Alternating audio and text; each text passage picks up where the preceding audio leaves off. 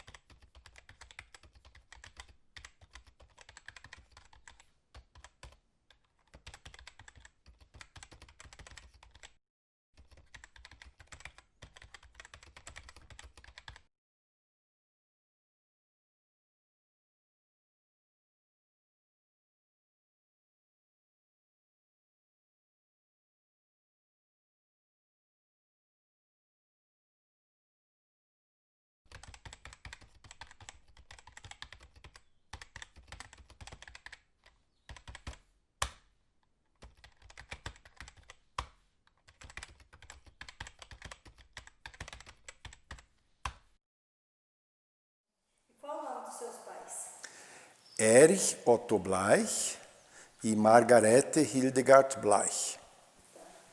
O que eles faziam, Jorge? A minha mãe, começar por ela fez formação de Orive. Pforzheim, antes da Segunda Guerra Mundial, era mais ou menos o centro mundial de joias do mundo. Eles faziam joias lá e exportavam para o mundo inteiro. Que nem hoje a Índia ou a China, antigamente era Pforzheim. Então, todo mundo em Pforzheim, ou praticamente todo mundo, tinha alguma relação com orivesaria. Ou eles lapidavam pedras, ou eles lapidavam as joias e assim por diante. Então, a minha bisavó, por exemplo, era polidora, ela era polidora de joias. E a minha mãe, então, fez essa formação de escola artística, uma escola de arte, onde o foco era orivesaria. E ela se formou como orive. Meu pai, na verdade, a mesma coisa, eles se conheceram numa escola de arte, lá em Pforzheim.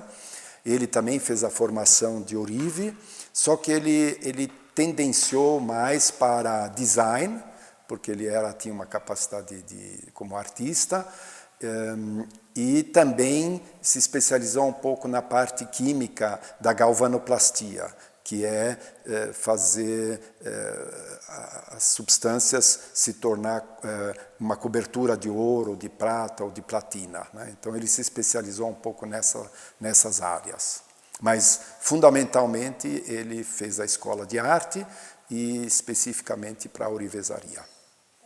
E você pode contar algum costume da sua família? Porque vocês tinham costumes talvez diferentes de brasileiros.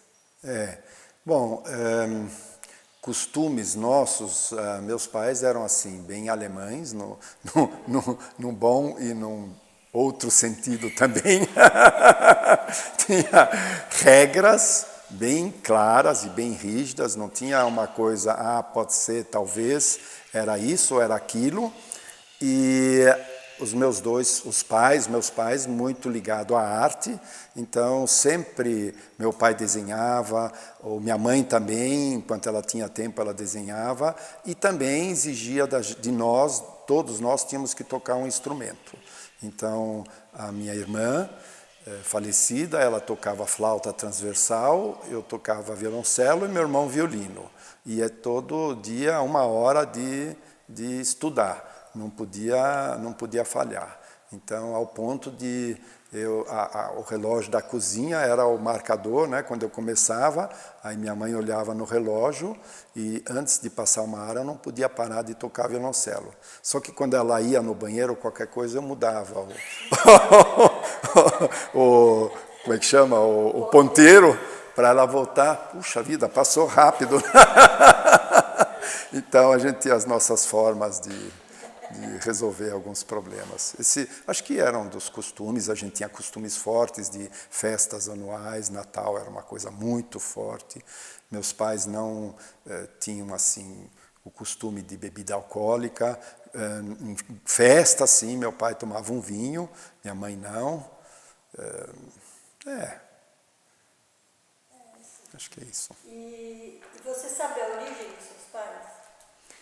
Bom, eles são os dois, na verdade. O quanto a gente foi atrás, mas a gente nunca fizemos um estudo mais profundo. Mas eles são lá daquela região sul da Alemanha, por volta de Ensberg, Pforzheim. Eles são de lá. Então, teve também imigração francesa, então eles devem ter alguma origem, uma mistura de alemão com francês. Aí eu não sei muito na parte assim de origem mesmo, não temos muito conhecimento. Nem tive muito interesse também. Porque você veio muito cedo para o Brasil, né? Então, o meu pai, ele veio para o Brasil um ano antes, não sei se é um ano, mas um bom tempo antes da minha mãe. A minha mãe não foi junto, porque ela estava recém-grávida, quando eles decidiram de ir. Aí ele foi na frente e um ano e acho que mais de um ano depois, ela foi com os 3 filhos atrás, com um navio. E aí, como meu pai trabalhava como funcionário numa indústria em Santo Amaro, na época, uma indústria que fazia relógios, ele fazia os designs de relógio. Então, antes dela ir para o porto, aí ela ficou sabendo que tinha que levar umas 10 caixas de máquinas e instrumentos no nome dela para esse empresário. Então ela ficou assim super assustada com toda a responsabilidade, mas eu como um nenezinho, eu não tinha um ano ainda, né? Então ficou uma viagem acho que bem difícil para ela. Tinha os 3, eu era um nenezinho, mas eu lembro assim, ela muito contando que o que salvou ela eram os italianos no navio, que eram apaixonados por crianças, né? E ela podia cuidar de coisa porque a família italiana cuidava de nós e ela podia lavar a fralda, porque na época era fralda de lavar, etc., né? E cuidava das coisas enquanto, principalmente uma família, ficava o dia inteiro, principalmente comigo, curtindo a vida e a felicidade, né? Então ela sempre falava assim com um sorriso enorme desse amor e dessa simpatia dessa família italiana que se dedicou a gente e ajudou ela pra caramba. Chegando no Brasil, ela sempre falava assim, chegando no Brasil, só o cheiro do Brasil me inspirou liberdade. E ela depois falava assim, era um cheiro do capim gordura. Ela relacionou esse cheiro que ela sentiu em Santos, ela ligou com o cheiro de capim gordura. Eu não sei por que razão, era, vamos dizer, uma vegetação muito dominante na época, né? Mas ela na hora que ela sentiu aquilo, ela sentiu a liberdade. Depois de uma guerra mundial, onde ela foi enfermeira, só ficava tratando os soldados semi-mortos, e ele 7 anos na guerra, né? Então, e na prisão, etc. Então, para ela foi assim um monstruoso alívio chegar no Brasil. E você tem memória assim da sua infância aqui, da casa onde vocês viviam? Tenho. Eu tenho assim memória de bem pequeno ainda. Era uma casa, meu pai, ele trabalhou nessa indústria, aí ele foi chamado para ser sócio de uma nova indústria, de fazer essas correntes de relógio, também de ouro e de prata e etc. E ele que conhecia essa parte de galvanoplastia, ele que cuidou dessa parte. Eles eram em 3 sócios, e aí ele conseguiu ganhar dinheiro já e comprou um terreno lá em Vila das Belezas, no meio de um eucaliptal praticamente, né, no meio do mato na época. Hoje é tudo cheio de prédios e totalmente fechado, e tinha uma fazenda embaixo. Então eu lembro bem, é uma casa bem simples que ele organizou de fazer, né, com um tijolo, né, e uma casa bem pequena, na verdade. E ali eu lembro bem a parede da casa, eu tenho memória daquele espaço, da região lá. A gente morava numa rua que era uma descida muito forte e sempre tinha escavação de erosão na rua, então era um lugar onde a gente brincava nas valetas profundas de 1 metro, 2 metros de profundidade. E muita gente também ia numa fazenda que tinha logo embaixo, fazenda de gado, né, com jabuticabeiras e lagoas. Então era um paraíso na época, era campo mesmo. E tinha amigos? Tinham outras crianças? Tinha os vizinhos, crianças vizinhas, a gente tinha muitos amigos. A minha juventude foi, obviamente, escola de manhã, mas a tarde inteira na rua, né? A gente ficava na rua com os moleques da rua, com os vizinhos, jogando futebol, peão, papagaio, todas aquelas coisas que você vê pouco hoje, né? Era a época do papagaio, era a época do peão, era a época da bolinha de gude, era a época de tiro ao alvo. A gente fazia de cano cano elétrico, onde vai o fio elétrico, era de ferro antigamente, né?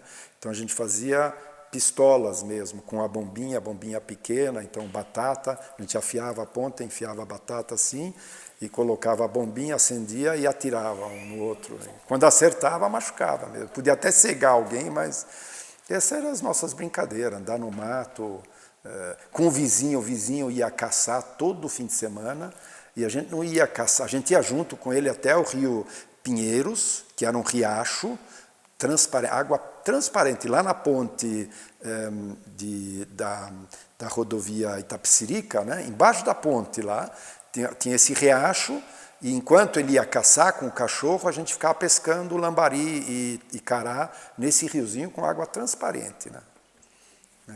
E ele voltava aí muitas vezes ele pegava aqueles lagarto, né? Lagarto era a caça mais comum que ele trazia nas costas depois com a espingarda. Andava com a espingarda lá, em Vila das Belezas, até a beira do rio Pinheiros, né?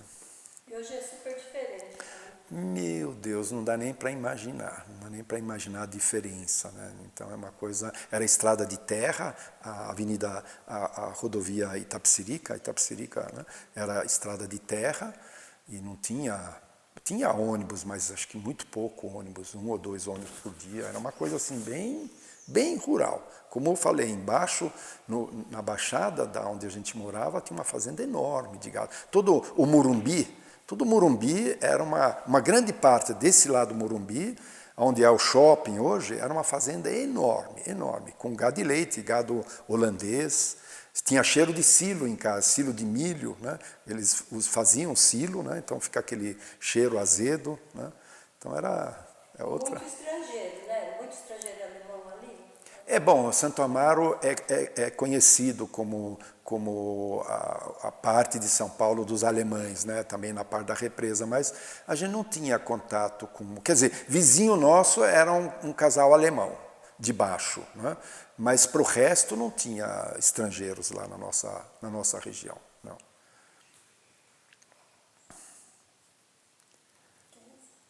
Eu ia perguntar se, não sei, nessa época assim, você pensava em alguma coisa que queria ser quando crescesse? Ou tinha... Então, não, eu lembro muito bem quando eu estava no 3º ano, quer dizer, eu fiz escola Waldorf, né, meus pais, já a minha irmã foi, acho que a 3ª aluna inscrita na escola Waldorf, no 1º ano que começou, que era lá em Higienópolis, né, a escola Waldorf, por isso que ela chamou até uma grande parte da escola Higienópolis, então lá meu pai levava ela e uma criança da região lá para Higienópolis todo dia com a perua Kombi, e aí eu acho que eu era a quarta classe que puxou. Meu irmão era a 3ª, e eu a 2ª e eu a 4ª, alguma coisa assim.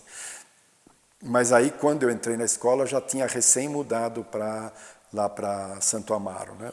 Na Rua Joblain, né? Então, onde ela continua sendo hoje, a escola. Bom, mas aí você perguntou o quê? O que você perguntou? Se você tinha alguma coisa que seria... Sim, claro, voltando à escola Waldorf, né? No 3º ano, quando a gente tratava das profissões, né? Então, para mim, acho que eu era o aluno que mais tinha certeza o que queria ser. Eu queria ser agricultor. E em alemão, porque na época a escola era alemão, né? A gente tinha aula em professora de português, mas todo o ensino era em alemão.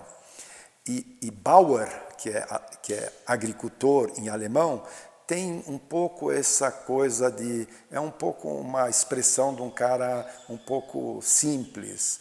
Ele é um agricultor, né? Então tinha essa ligação. E a minha professora, imagina, você não pode ser Bauer, né? Então você tem outras opções, você pode ser médico, mas eu queria ser Bauer, né? Então eu lembro muito, e o meu pai, obviamente, ele não gostou nem um pouco disso, de eu querer ser agricultor, né? Porque ele veio de uma família de agricultores, né? O pai dele era agricultor, o avô, o bisavô, etc., e eles sofreram muito por falta de dinheiro, falta de possibilidades, né? E muito trabalho. O agricultor no sul da Alemanha tinha que trabalhar muito para poder sobreviver, né?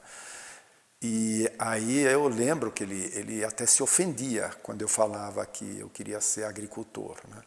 Aí eu parei um pouco de falar, porque eu senti que não pegava bem eu falar que ia ser Bauer. Mas não saiu do meu coração isso a vida inteira, na verdade.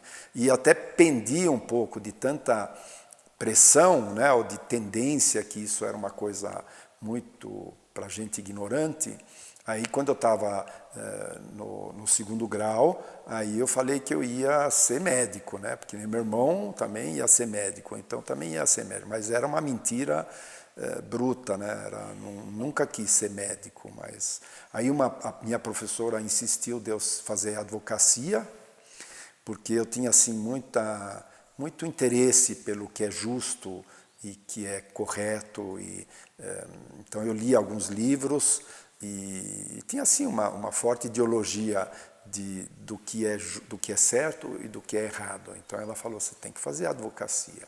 Aliás, o meu apelido depois no colegial era comunista, o comunista. Não me chamavam com meu nome, era muito difícil. O professor tirava sarro para fazer a chamada todo dia, né? Todo dia ele lembrava quando fazia a chamada, aí chegava no meu nome, ele fazia alguma gozação do meu nome, né? Porque não conseguia falar, né? Então, no fim, ele também fala, comunista, o Kuma está aí, o comunista está aí, então, presente. Então, isso porque eu estudei depois da Waldorf, eu estudei em escola de rico em São Paulo, né, no Bandeirantes, então, atitudes um pouco alternativas, né, ou justas, ou politicamente corretas, é impensável. Meus colegas de classe eram tudo filho de rico, que tinha um plano, quando tinha um fim de semana longo, eles iam para a Bahia, para a zona, para prostituição mesmo. Esse era o objetivo, beber e prostitutas e bagunça, né? Esse era o objetivo de vida dos meus colegas lá. Johnny, quando você saiu da Waldorf e foi para o Bandeirantes? Quando eu tinha 16 anos, 15 anos. Ensino 15. médio. Quando a escola lá só ia até o 9º ano, né? Mas aí, no segundo ano do Bandeirantes, eu tive uns problemas lá na escola, eles me suspenderam, o professor, incorretamente, foi injusto, porque na minha frente um pessoal estava fazendo bagunça, ele era velhinho, ele pensou que era eu, ele nem me conhecia, né? Aí ele me deu uma suspensão, isso me deixou tão bravo que eu falei para meu pai que eu não ia mais. E aí o Marco já era meu amigo, né? A gente se encontrava, o Marco já tinha, assim, Marco Bertalô já tinha um contato de uma escola agrícola na Holanda, biodinâmica. Aí eu nem sabia de nada, eu falei, eu não vou mais, eu vou fazer essa escola na Holanda. E nem tinha conversado com o Marco, mas eu decidi assim por cima e no fim eu acabei indo. Mas meu pai era contra, porque é agricultura, né? Então, ele falou, se você quiser ir, se vira, eu não vou te pagar, eu não vou pagar nada. Aí eu fui durante mais ou menos um mês, eu fui quase todo dia para Santos, pegava o ônibus, ia para Santos, ia no porto, ia de um navio para outro. Quando eu lia no Estadão, quando vinha os navios da Alemanha, certo, ou da Holanda, e que tinha o roteiro de volta para Amsterdã, Aí ia lá, quando tinha um navio, eu fui lá, subi nas escadas, falei com o primeiro, não o capitão, mas o primeiro, como é que chama? Primeiro oficial, para ver se ele aceitava eu como trabalhador para pagar a viagem. Aí eu fiz isso muito, fui muitas vezes para Santos, né? E Santos, jovem, 16 anos, né? Passa na zona, uma bagunça, um caos, né? Então, foi uma coisa assim, um aprendizado meio pesado. Aí um deles falou que sim, um navio alemão, ele falou que sim. Aí eu organizei tudo e fui com o navio trabalhando, pintando, raspando ferrugem. Aí eu fui assim para Amsterdã. E como foi isso? Você conseguiu o navio, aí você voltou e contou para o seu pai? Sim. Não, meu pai, ele aí, quando eu consegui as coisas por conta própria, ele não discordou, porque também não tinha como discordar, porque eu já tinha 16 anos e eu sabia o que eu queria e a gente brigou muito. Meu pai e eu, a gente teve assim um relacionamento meio, nessa idade, né, meio difícil. Ele tinha uma opinião, eu tinha uma opinião bem diferente. Mas ele aceitou, no fim, minha mãe acho que deixou ele mais calmo. Aí eu fui, e como estava meio organizado lá também já, eu até já fiz aula de holandês para me preparar durante esse mês ou 2 meses antes de viajar. Eu fiz aula de holandês com a Frau Gabert. A Frau Gabert foi professora do Marco e para mim de holandês, porque ela tinha aprendido, ela tinha morado um tempo na Holanda, então ela nos ensinou holandês, assim, algo, né? Então, Na tua casa vocês falavam alemão? sim, sempre falamos alemão. Minha mãe sempre, meu pai só falava alemão com a gente. Nós, entre nós, falávamos obviamente português, e na rua a gente falava português, mas na escola, acho que até não sei bem, o 5º ou 6º ano, a escola era uma escola alemã, né, a Waldorf. Aí eles mudaram a aula principal para português. Aí que eu tive, primeira vez, a aula de matéria em português. Né. E aí você chegou lá em Amsterdã? Cheguei em Amsterdã, isso, e aí estava lá o Marco, ele sabia, né, quando eu ia chegar, e ele me pegou no porto, eu tinha uma mala grande, etc. E aí eu fui para esse Campbell, que ele tinha parentes lá, né, uma tia dele, duas tias deles tocavam ou eram responsáveis numa instituição Campbell. Aí eu fui lá primeiro, para depois ir para essa escola técnica agrícola. E essa foi uma decisão acertada para você avaliar? Nossa, isso para mim, chegando na Holanda e vendo a vida nessa instituição, era uma coisa que assim, para mim, eu assim, falei para mim e falei para os meus amigos lá, nunca eu vou sair daqui, eu vou ficar o resto da vida aqui, isso aqui é o paraíso, isso aqui é o certo. Você está falando do Campbell ou da escola? Não, estava falando da Holanda e de Campbell. O que é o Campbell?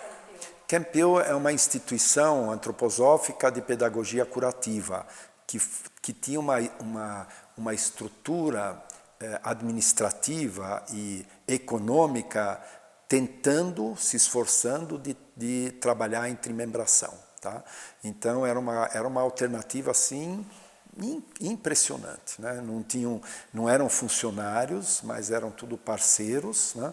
E ninguém tinha um salário fixo, mas cada um tirava aquilo que ele necessitava. É uma filosofia completa, mas era uma experiência na prática de uma alternativa sociopolítica, econômica, antroposófica, né? Realmente, verdadeiramente baseada na trimembração, muito interessante. Né? Eu assim, para mim isso foi uma coisa tão forte que eu falei isso, porque no Brasil tinha assim um certo, pode até chegar a ser uma antipatia a essa sociedade de ricos, né, que é onde eu estava no meio, né, e também a política, a corrupção, na época ditadura militar recém-formada, o meu irmão foi perseguido por um policial, eu também tive alguns probleminhas nesse sentido, claro, a gente também fez coisas,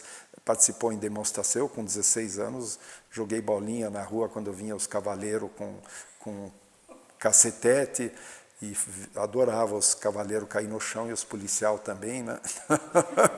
Então, bom, todo esse mundo, para mim, lá era o que é certo, o que é justo, o ser humano tinha valor, né? Todos tinham valor, não tinha aquela coisa hierárquica, não tinha essa história de corrupção e essa polícia que dominava. Então, para mim, aquilo era o paraíso no mundo. E ligado à agricultura orgânica, essa instituição tinha uma horta grande, no próximo dia eu já estava trabalhando na horta lá para ir pintando casa e etc. Então, eu ficava trabalhando com certeza.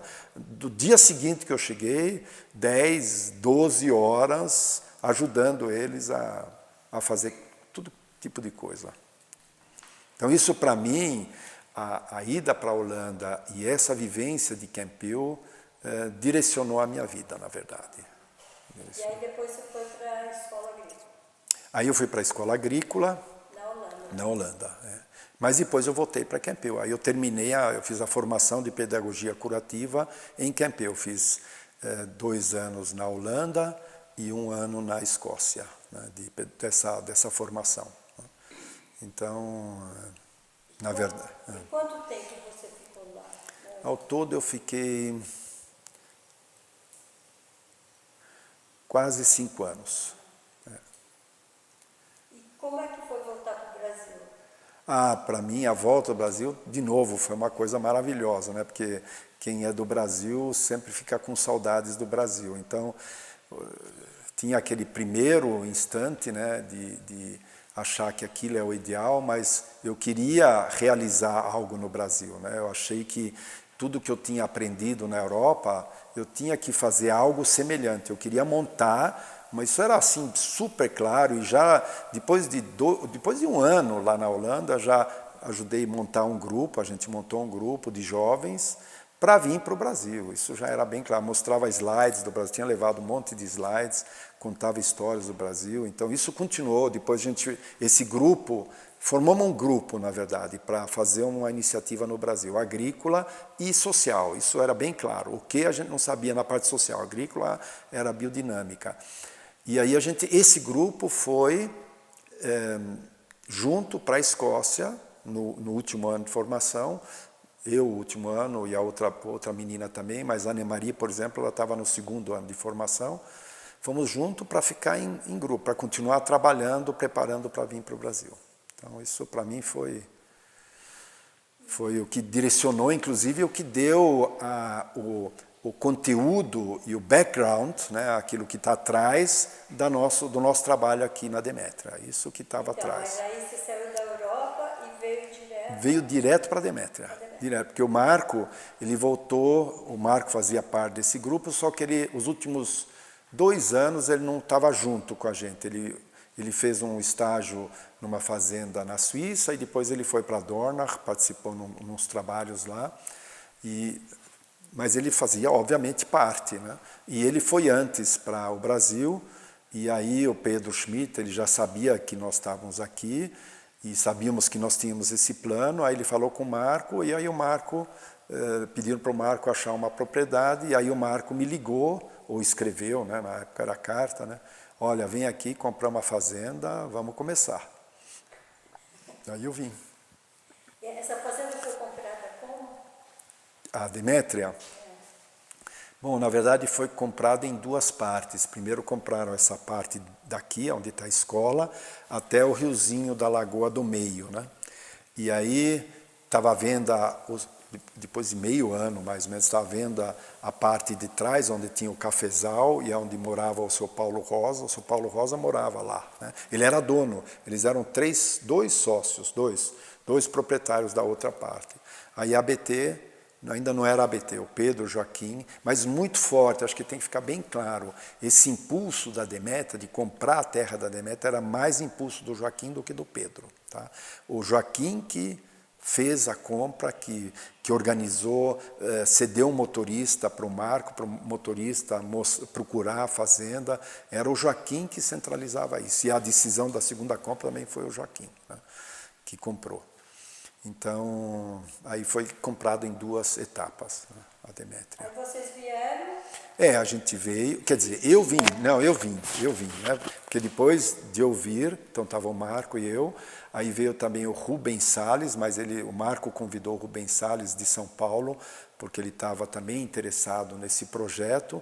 Então, quando eu vim, era o Marco e eu, e aí veio o Rubens com a mulher dele, um nenezinho, e aí veio, depois disso veio a Annemarie, acho que uns 5 ou 6 meses depois veio a Elbjörg, que eu já era noivado com ela, a gente, na Escócia, eu conheci a Elbjörg na Escócia, né, quando eu estava lá na Escócia, eu conheci ela, a gente começou a namorar, aí a gente noivou, fomos até para a Noruega, ela me levou para a Noruega, a gente se noivou lá na Noruega, e aí eu vim e ela veio, acho que 8 ou 9 meses depois, ela veio com malicuia, com tudo, veio até com a máquina de costura e tudo. Sem saber para onde ela estava indo. Coitadinha. Quando ela estava no navio e estava calor, aí o pessoal falava lá, não se preocupa, ele tem ar-condicionado na casa, pode ficar tranquilo. É isso aí. Como foi esse começo assim? Aqui era só mato, né? Não tinha aqui que a gente chama hoje bairro Demétria, né, tinha a casa sede, que a gente chamava Casa Grande, hoje não pode falar mais Casa Grande, né, porque liga isso à escravidão, mas era uma casa que era pintada de branca, a gente chamava Casa Grande, e do lado tinha uma tuia, e tinha um estábulo, e tinha a casa do seu Paulo Rosa, na outra propriedade, e uma casa de madeira, onde o primeiro funcionário foi o seu Adão, né? Ele morava nessa casa de madeira lá na parte do Paulo Rosa, no sítio do Paulo Rosa. Então, não tinha nada, né? Tinha o Marco, mas o Marco ele não ficou nem bem 1 ano aqui com a gente, né? Quando veio a Annemarie, antes de vir a Elbjörg, ele já saiu, porque aí ele decidiu de fazer economia, e teve uma namorada que levou ele para outros cantos, então ele se separou do grupo, mas sempre teve uma ligação mesmo, todos os anos que ele estava fora, sempre de vez em quando ele vinha visitar e tinha uma ligação, mas quando ele saiu estava uma situação um pouco difícil, né? Porque ele começou a namorar a Annemarie, mas aí isso não deu certo também, então, e a hora que o Dieter veio, aí a Annemarie achou o amor da vida dela, e aí éramos 2 casais, na verdade, éramos 2 casais, Dita Annemarie e a Elbjörg e eu, e a família do seu Adão, assim que era o começo, né? E fora disso não tinha nada aqui, né? Tinha o seu Fequete tinha uma casa, mas era lá no meio do mato, ninguém via, e a fazenda do Alfredo Bonito, que hoje é o condomínio Santa Rita, né? O Alfredo Bonito já tinha a casa dele, ele era o nosso vizinho, de certa forma, né? E para esse lado tinha lá depois do Aldeia, depois do rio, lá tinha um barracão e uma casa também, onde morava o Daniel Pérez, o seu Pérez, o pai do Daniel, era o fazendeiro, era o capataz lá, vamos dizer, o responsável por essa fazenda vizinha. Então era isso, não tinha uma estrada de terra que vinha aqui, obviamente, que nem hoje ainda, né? Mas não tinha ninguém. Aí você chegou, viu essa imensidão, era o que era pasto? Então, né? era tudo pasto. Você falou, por onde é que eu começo? Não, como... Você já tinha tudo na cabeça, assim, mais ou menos? A gente tinha muita coisa, inclusive a gente trabalhou muito na Escócia, esse grupo, a gente até tinha pedido para umas pessoas nos ajudar a se organizar, tá? Então tinha um professor lá, um casal de professores lá em Campion, na Escócia, que uma vez por semana dava aula para a gente de diversas coisas, né? Inclusive ela era artista, então a gente fazia teatro e a gente discutia, até pusemos no papel o que a gente ia fazer. Então tinha uma ideia do que a gente ia fazer no Brasil antes de vir. Agora, quando eu vim, eu nunca vou esquecer, eu vim com o meu pai dirigindo, eu vim com minhas coisas, né? Aí quando eu entrei do asfalto, já era asfalto ali, né, a Gastão da Alfarra. Quando eu entrei aqui nessa estrada de terra, né, e já antes eu vi aquela vegetação do Cerrado, que eu conheci muito bem, que meu pai viajava com a gente para Minas, todas as férias, era Minas ou Rio Grande do Sul, né? Então, para mim, o Cerrado era aquela imagem da pobreza, né? Da pobreza não só de vegetação e de terra, de solo, mas pobreza agrícola, né? Porque nesse solo, assim, naquela época a gente via que nada crescia, né? Era um pasto super fraco, que o pessoal punha fogo, queimava para o gado poder comer a rebrota, porque o capim velho a vaca não comia. Então essa imagem, quando eu entrei, eu falei, meu Deus do céu, o que é que ele comprou? Né? Quer dizer, é o pior do pior que a gente podia se imaginar. Eu tinha uma ligação com a agricultura, né? Eu sabia o que é, eu fui criado, meu pai, a gente tinha um sítio, então a gente plantava e cuidava e sabia mexer com trator, etc. O Marco não. O Marco não tinha, acho que, esse sentimento ainda, essa consciência, né? Mas eu dou graças a Deus que ele escolheu isso aqui, porque não tinha coisa melhor, na verdade, e depois a gente foi ver, né? Mas o primeiro impacto meu foi, meu Deus do céu, o que ele fez, né? Então foi interessante, aí a gente começou bem pouquinho, né? A gente morou e aí durante o dia a gente tinha as vacas, a fazenda tinha umas 20 vacas mais ou menos, a gente tirava leite, cuidava do gado e começamos uma horta de verduras. Esse foi o começo. Começamos embaixo do estábulo com uma horta de verduras e começamos a... Então, mas ainda voltando nessa Sim. imagem aí você veio com o seu pai, Sim. né? Então, chegaram numa dessas casas? Não, né? Só tinha a Casa Grande, não tinha outra. Casa Grande. Sim, e a outra do Paulo Rosa. Aí chegaram ali, Tirei minha mala. daquela devastação toda, assim, aquela... Sim. E quais foram as primeiras atitudes? Quais foram assim? Aí vocês dormiram, eu fico imaginando, acordou e agora? Eu sei que assim uma das primeiras atividades foi consertar cerca, porque o gado fugia, a gente ficava com o cavalo depois horas procurando o gado para trazer de volta. Então as primeiras atividades era plantar, corrigir as cercas, né, consertar a cerca, fazer cerca, plantar árvores também, porque não tinha árvores, a Demétria não tinha árvores, né? Então, logo de cara, a gente começou a plantar árvores, né? Já nos próximos dias, na verdade. Claro, aí também uma atividade grande era o cafezal, tínhamos 10 mil pés de café, né? E esse era, vamos dizer, a atividade agrícola era o café. Então, íamos ajudar o seu Adão e a mulher dele, carpir o café, limpar o café. Tinha um pouco de napier, então também tinha toda essa parte de alimentar o gado. Além do pasto, a gente cortava napier, picava para dar no coxo. E aí começamos a montar essa coisa de a vaca ficar presa durante uma parte da noite para poder fazer composto, fazer esterco, né? Ter produção de esterco, para o esterco não ficar esparramado pela fazenda inteira. Então a gente começou com essas atividades para tentar achar um equilíbrio nisso tudo. E o nosso foco no começo era a produção de verduras.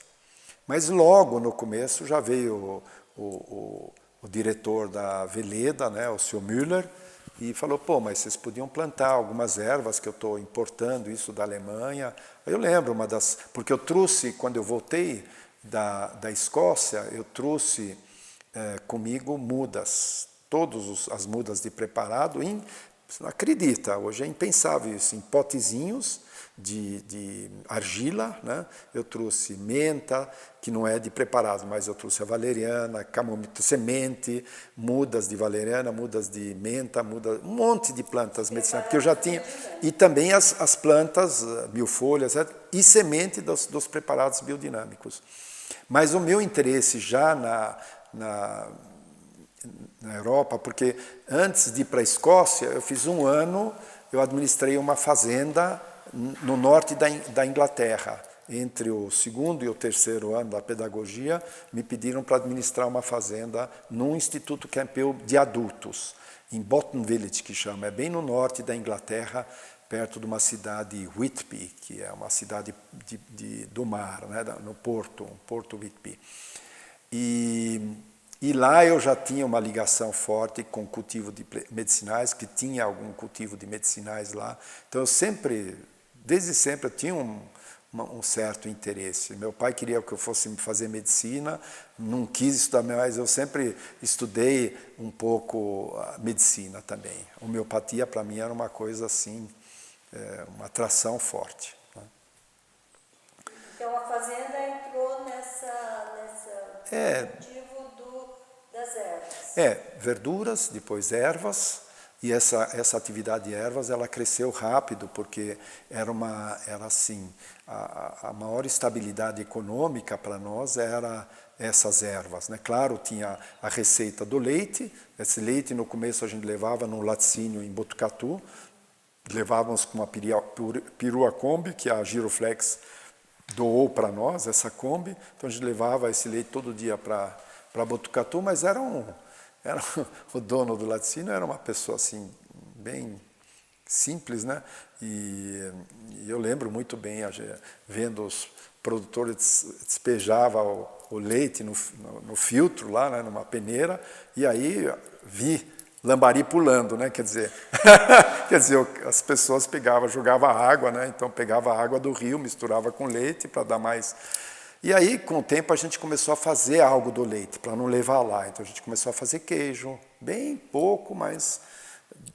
E logo a gente começou a fazer todo o leite e queijo, que aí a gente levava uma vez por mês ou 2 vezes por mês, levávamos para São Paulo quando alguém vinha, e quem vendia para nós era a Cristina Zimpel, a esposa do pastor da comunidade lá em São Paulo. Então ela tinha uma geladeira lá e todas as pessoas, quando iam para a igreja, ela fazia propaganda do nosso queijo. Então ela foi o nosso primeiro comércio de produtos da Demétria. O queijo fresco e aí as verduras.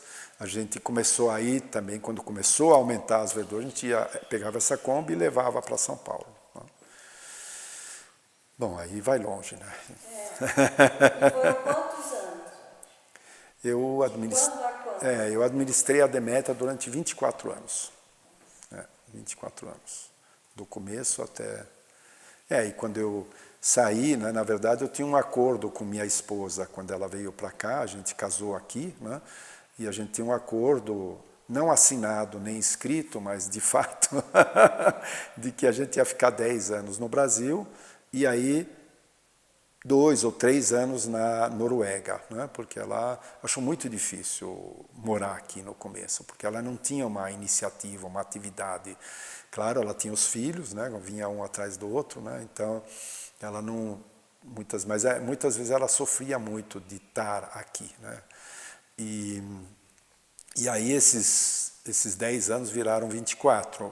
E aí, como eu participava também na ABT, em São Paulo, eu fui convidado para ser um dos diretores, né? Nós éramos 7. E então no final, eu ia 2 vezes por semana para São Paulo. Então tinha uma vida bastante estressante. Não era no campo, que todo mundo está tranquilo, eu tinha uma vida bastante estressante. Desde sempre. E aí, nesses 24 anos, vocês tiveram quantos filhos? Nós tivemos 5 filhos. 5 filhos. Nós tivemos 4 filhos, e aí depois, 10 anos depois do último, nasceu a Laila, que é a 5ª. Você pode falar o nome deles, o que eles estão fazendo, onde eles estão? A Cília, que é a primeira, é a mais velha, nasceu na clínica... Não, era para nascer na clínica Tobias, mas nasceu num hospital lá em São Paulo, porque não deu muito certo lá na clínica. Vai ser uma história longa. E aí o segundo, o Olavo, ele nasceu já com parto bastante natural. Foi o primeiro parto Lavoisier, acho que chamava esse sistema, né, que a minha esposa passou para o Dr. Schmidt, um livro, né, sobre esse parto, que a criança não é já raspada a gordura e lavado com bucha, e que é uma luz baixa, etc. E ele leu, ele falou, nossa, que bom, vou fazer aqui. Aí ele ia fazer na Misericórdia, mas não deixaram. Aí ele fez lá no outro hospital, Sorocabana. Aí o Lavo foi o primeiro, E ele tinha um estagiário que hoje é um dos médicos, aí que eu não lembro agora o nome. Primeira criança que nasceu diferente, que o pai pôde ajudar, né? Eu fiquei junto no parto, e isso era proibido antes, mas ele fez acontecer, e que o nenê ficou com ela, e não no quarto onde ficam os nenês. Então foi o primeiro parto desse tipo. Hoje já é bem normal isso, né? Mas na época foi assim. E os outros todos aqui na Misericórdia foi muito bom, a gente tinha assim... O terceiro, qual o nome dele? Então, aí o segundo Olavo, o terceiro é o Andrés, que hoje está aqui, que montou essa padaria aqui na Alvorada, e o Christoph, que é biólogo, hoje é agricultor, né? E a Laila, que é a primeira e a última são meninas. A Laila, que nasceu 10 anos depois do nosso último filho, teoricamente, né? O famoso temporão, isso.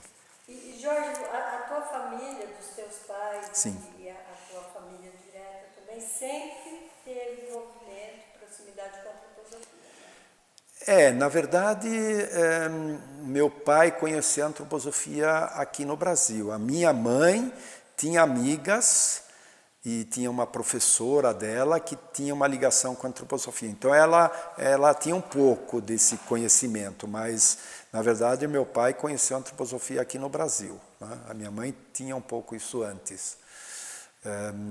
Agora os pais, por exemplo, da minha esposa não tinham nada a ver com isso, né?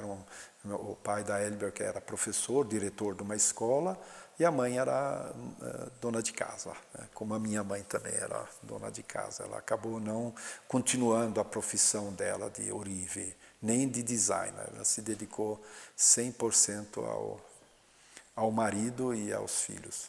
Então, mas aí o seu pai foi ser professor de uma escola Waldorf? Então, isso, ele foi sócio dessa indústria, não sei quantos anos, mas eu lembro muito que ele, sempre que ele tinha possibilidades, ele tinha uma amizade grande com o diretor da escola Waldorf, o Sr. Ulrich, né, que montou a escola aqui no Brasil, né?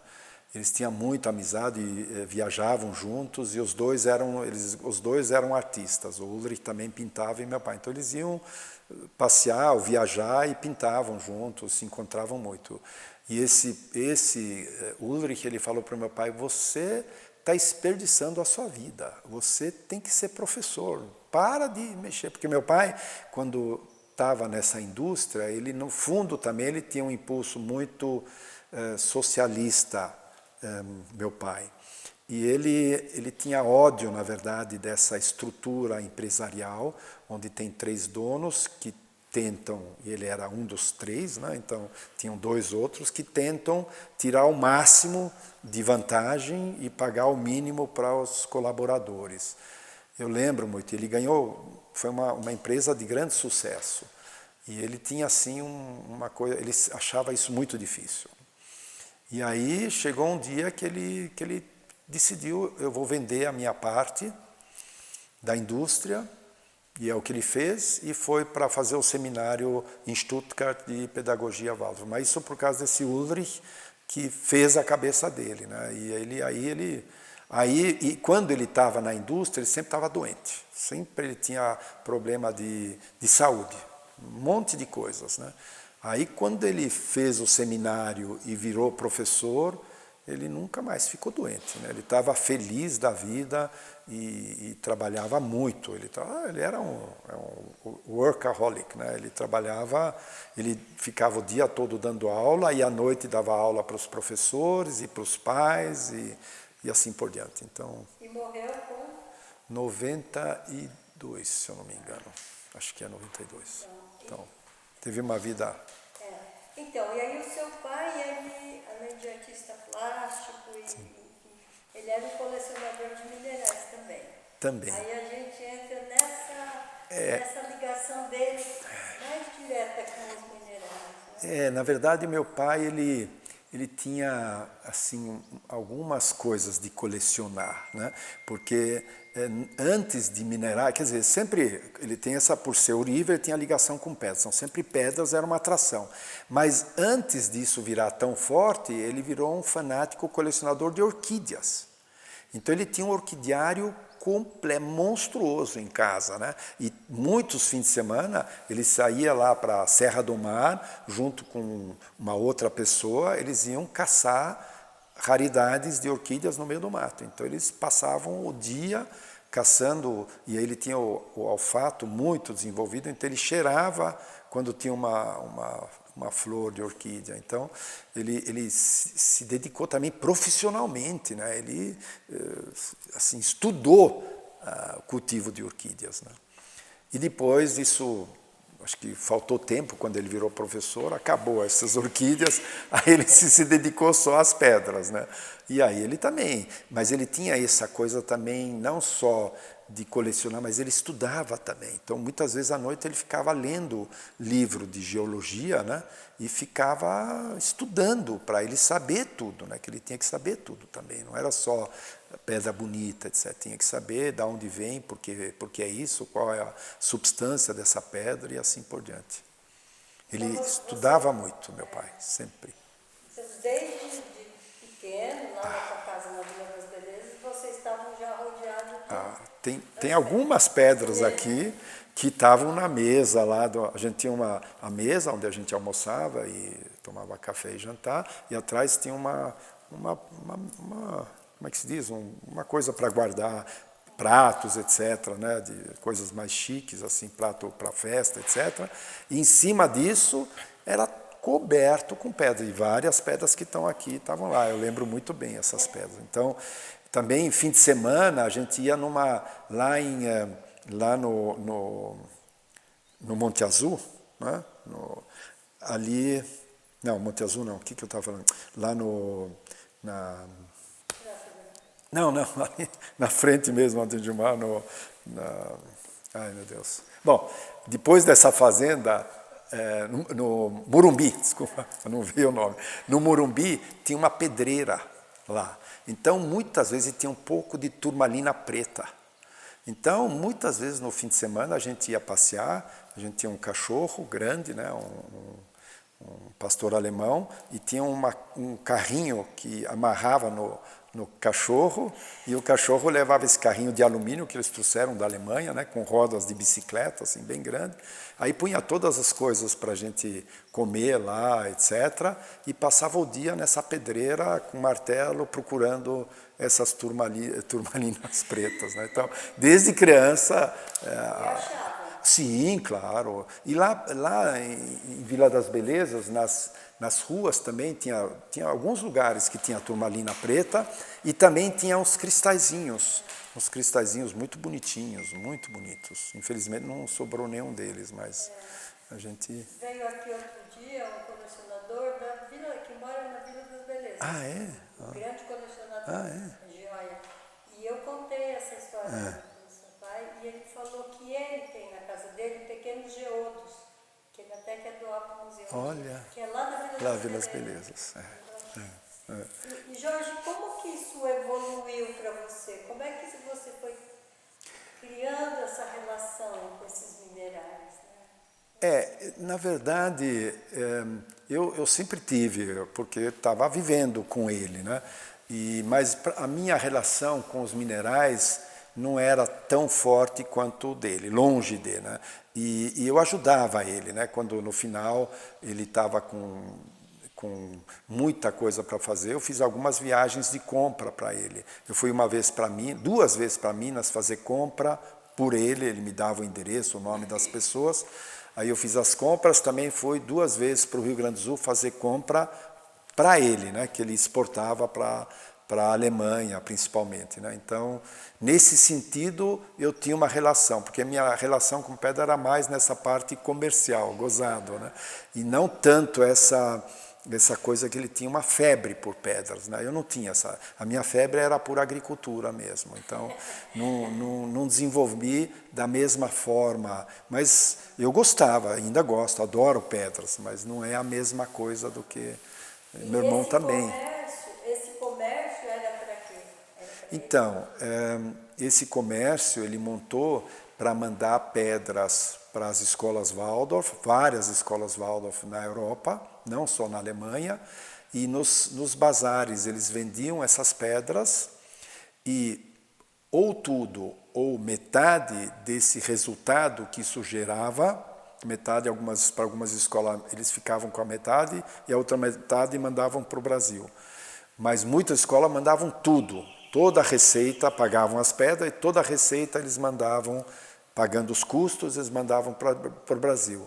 E era um volume assim, se desenvolveu um volume muito grande de capital que acabou ajudando a construção de algumas salas da Rudolf Steiner de São Paulo, inclusive o salão de festas, na época que tinha também era salão de festas e ginásio esportivo, uma grande parte daquilo foi pago por esse dinheiro das pedras.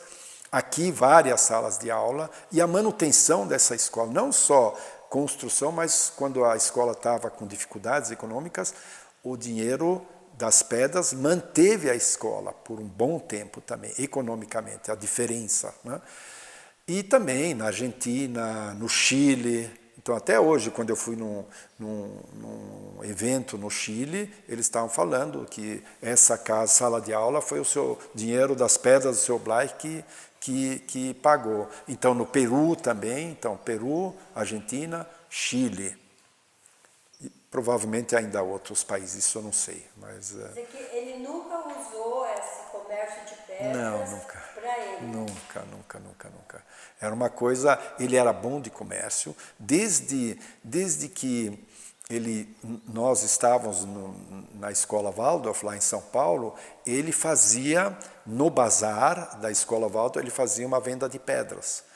Então ele era assim, e fazia os minerais, e aí tinha uma separação onde vendia para os empresários, pais de alunos, pedras lapidadas também. Então uma pessoa interessada, ele levava atrás, e ali tem uma margem muito maior. Então a escola se beneficiou muito. Sempre a venda de pedras era a maior receita passava da alimentação, etc. A maior receita para a escola do bazar era o negócio de pedras. Eu lembro levando um dos diretores da Volkswagen, né, que tinha os filhos lá na escola, ele levou lá no cantinho ele de gravata, camisa branca e calça preta, bem, né, bem apresentado, levou lá no quartinho e o cara comprou uma fortuna de pedras lapidadas, preciosas, né, então isso gerava um resultado muito grande para a escola. E ele tinha esse amor pelos minerais e também esse amor por ajudar as escolas, Isso, né, como professor.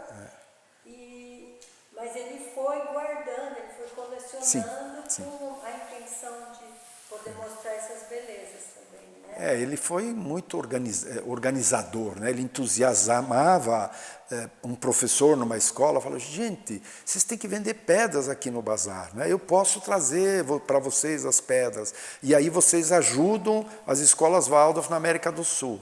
Entusiasmava a pessoa que ela não tinha o que discutir, né? Organizava, aí ele exportava seu. Eu lembro que era muito comum uma venda de $10 mil, $15 mil para uma escola e $10 mil, $20 mil para outra, então eram valores altos, né?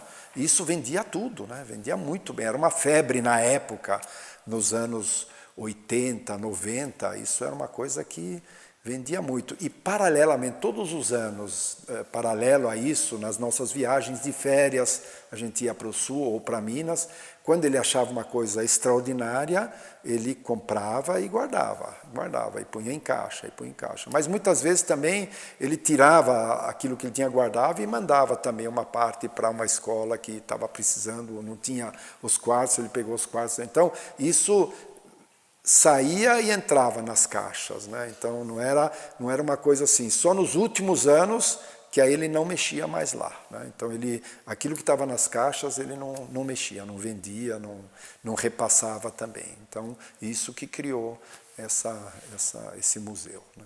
E o que é um museu para você? Quando você pensa assim no museu, você fica Eu penso muito assim, um pouco como ele pensava, né? Eu acho que gerar, principalmente pedagogicamente, eu vejo o museu, né? Gerar a consciência para um jovem e para as crianças da beleza dessa terra, né? E que existe ali formas e cores que são algo muito importante, muito interessante, um jovem vivenciar, né? Então, para mim, isso é muito importante. Não é tanto essa parte, claro, a parte geológica, química e física também é muito importante, mas era mais para mim esse impulso de...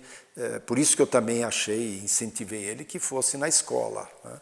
Hoje nós sabemos que o lugar certo não é mais na escola, porque cada coisa no seu lugar, né? Mas na época isso era para mim muito importante que fosse algo para as crianças, né? Bom, Jorge, estamos já encaminhando mais assim para a conclusão. Eu queria te perguntar, o que você faz hoje? Eu continuo fazendo várias coisas, na verdade, mas assim, hoje talvez uma grande atividade minha é a minha empresa, que hoje eu não considero mais minha, é uma empresa da minha família. Tenho 2 filhos que são ativos também nessa empresa, que é a Alvorada, né? Então eu ajudo eles, na verdade. Ainda tenho uma atitude, uma ação de liderança lá. Eu trabalho aqui nessa empresa Grupo Centroflora, que é uma empresa que faz extratos de plantas medicinais. Eu fui contratado pelos donos, porque eles conheciam a minha atividade na Demétria, porque na Demétria o Dieter cuidava das verduras, e eu cuidava das plantas medicinais e do gado, tá?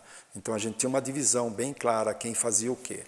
E eu sempre tinha essa ligação, e esse dono, ele conheceu a Demétria, não sei que ano que era, ele só lembrava que eu ainda tinha barba, então era muitos anos atrás, e quando ele montou a indústria aqui, ele me procurou para eu ser consultor, para trabalhar para eles, para gerar a produção de plantas medicinais, né? E já com o princípio de ser orgânico, né?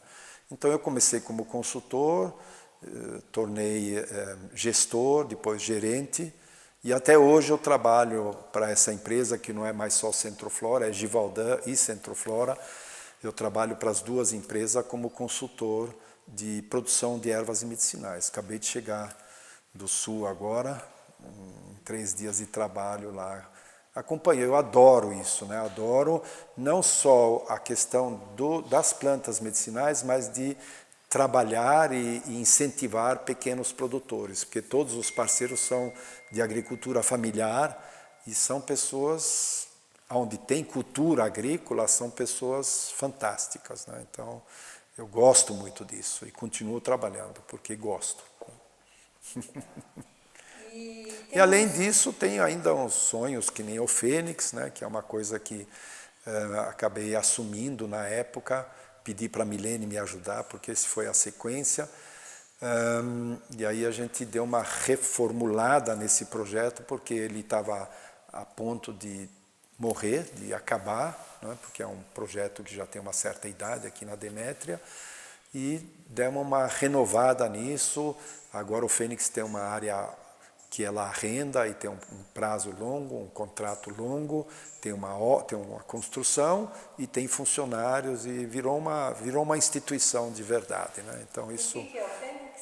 Fênix é uma iniciativa de coleta de resíduos ou lixo, né? Vamos dizer assim, em palavra bem simples para as pessoas entenderem, de reciclagem, quer dizer, uma coleta de todos os moradores do bairro Demétria. O lixo é o que une o bairro, porque todos são, de certa forma, sócios, é a única iniciativa onde todos participam do bairro, né?